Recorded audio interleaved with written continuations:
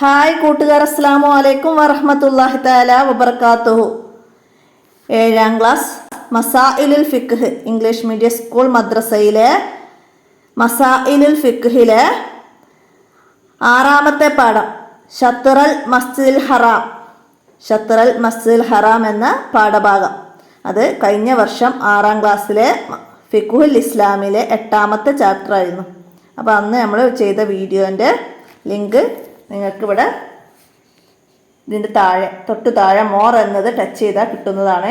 അപ്പം നിങ്ങൾക്ക് പാഠഭാഗത്തിൻ്റെ കുറച്ച് ഭാഗം നിങ്ങൾക്ക് അവസാനത്തിൽ ആണ് ഒരു ബോക്സ് ആയിട്ട് തന്നിട്ടുണ്ടാവുക.